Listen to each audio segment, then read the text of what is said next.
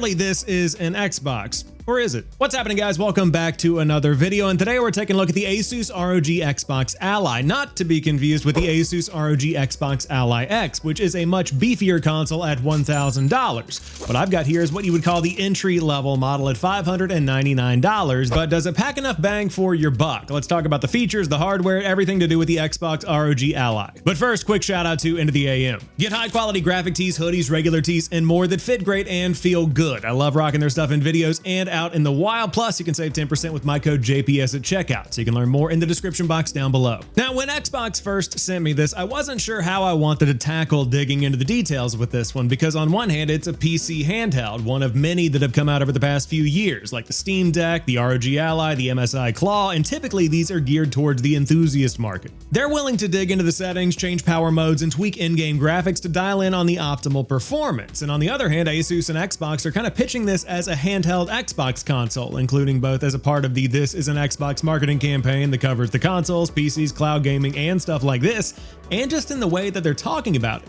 Because at the end of the day, it's still a Windows-based PC gaming handheld, but Microsoft has allegedly done some pretty intensive work behind the scenes to optimize performance, kill some of that Windows bloat that can eat up resources while you're gaming, and really make this thing feel as close as possible to a console experience. At least as close as you can get with a PC gaming handheld that's still running on Windows. So with all of that factored in, I'm judging this thing as an Xbox handheld that also comes with some PC gaming perks, because ultimately I would say the person thinking about getting one of these is either a super hardcore Xbox fan that's also into PC gaming, or someone wanting a handheld that brings the ease and simplicity of a console but that open factor of the PC gaming market. Now, to start off, let's talk about the specs, because the ROG Xbox Ally is packing a 4-core 8-thread AMD Ryzen Z2A processor. It's also packing 16 gigs of LPDDR5, 6400 RAM, and a 512 gigabyte SSD that's easy to swap in and out, or if you're not too tech savvy, they've also got a UHS 2 micro SD card reader that makes adding some extra storage even easier. It's really designed with that mid-tier audience in mind and focused on battery life over raw performance, but it's also got RDNA 2 architecture with 8 compute units and up to a 1.8 gigahertz boost clock that supports FSR upscaling, which will come in handy when you're playing those higher-end AAA games. Now, taking a quick look at the rest of the design here, it's got some very clear Xbox inspirations. The grips are the first things that stand out, because compared to the ROG Ally X from 2024, it's got much less of that kind of slab design and way more grip, a lot like an Xbox controller.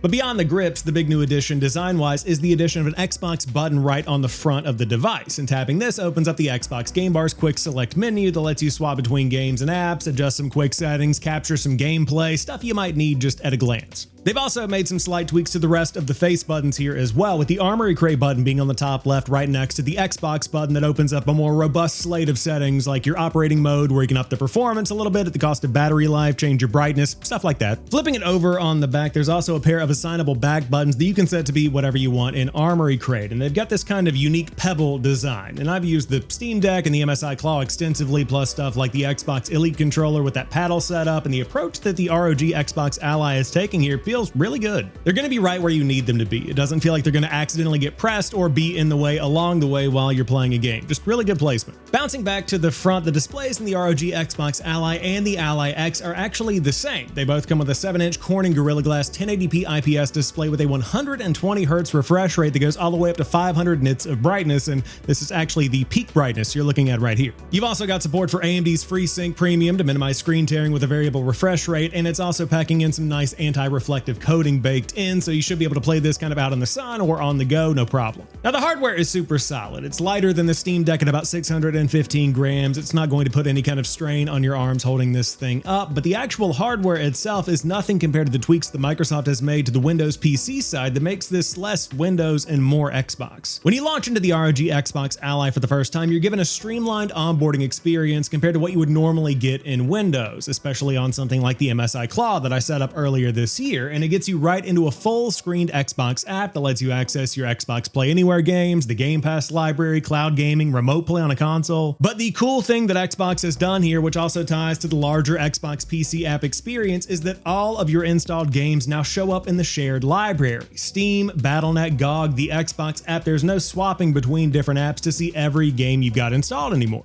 And those apps like Steam are installed with their shortcuts right from the jump, so it actually does feel impressively like a console experience. A long press on the Xbox button opens up a streamlined multitasking menu where you can swap back and forth between your games, your launchers, and something like Discord potentially if you want to chat with your friends in game. It all comes together to feel surprisingly native, and I'm gonna be honest, I was a doubter because I've played plenty of Windows handhelds and they're always Windows handhelds. And that's not to say the Windows experience is going to be entirely hidden. The lock screen is still clearly showing Windows, and there are inevitably going to be some settings that you've got to tweak in the usual Windows settings and pop-ups along the way. But all in all, it feels like a huge step in the right direction to make Windows feel less like a PC and more like an Xbox, which is something that it's needed for a while. I did not think I'd be saying this, but this is about as close to a Steam Deck experience as I've gotten other than the actual Steam Deck.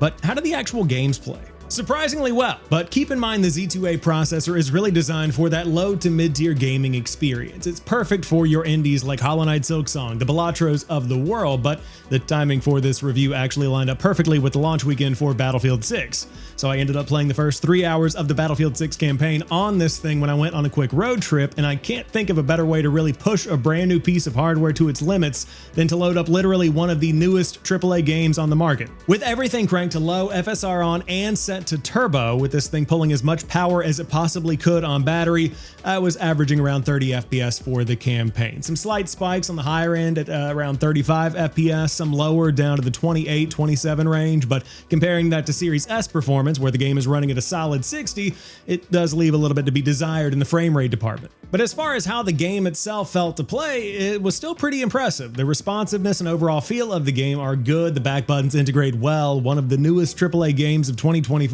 is totally playable on this thing, even with the older and lower powered hardware compared to the Xbox Ally X, which I saw could hit up to 60 FPS with everything cranked down to low. So there are some impressive performance gains to be had with the Z2 Extreme coming out of that model. That's if you're willing to spend another $400. But you look at something like Warhammer 40k Space Marine Master Crafted Edition, the remaster that came out in 2025, and you get between 50 and 60 FPS on high right from the jump without tweaking any settings. And then you boot up something like Diablo 4. That's got some handheld specific optimizations, and you're getting around 80 FPS on average.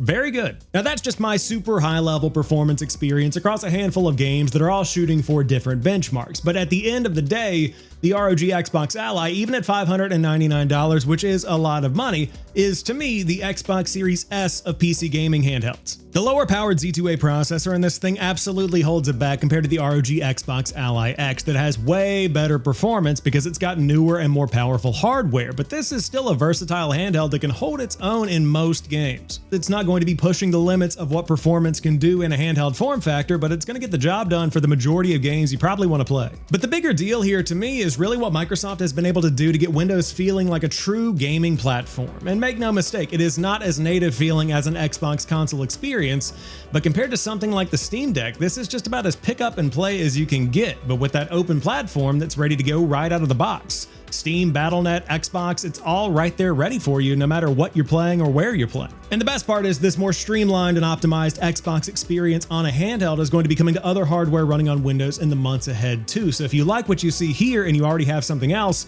your Windows gaming experience is probably going to get even better thanks to this thing. But even beyond that, this also feels like a Kickstarter for some innovation that's actually a turning point for PC gaming on Windows to make it feel better than ever. And it's also a potential turning point for the future of Xbox. If this is a turning point, then we should have some very interesting years ahead. But those are just my thoughts on the ROG Xbox Ally after about a week of hands-on time, and I'd love to know your thoughts down below. Do you like this form factor they've got? What do you think about the performance? And do you think that this is the future of Xbox or even PC gaming? Of course, if you're new here, you like what you see and what you hear, hit that subscribe button for videos like this every week and gaming news shorts throughout the week to keep you in the loop. And I'll catch you on the next one. In the meantime, I'm gonna go play some more Diablo.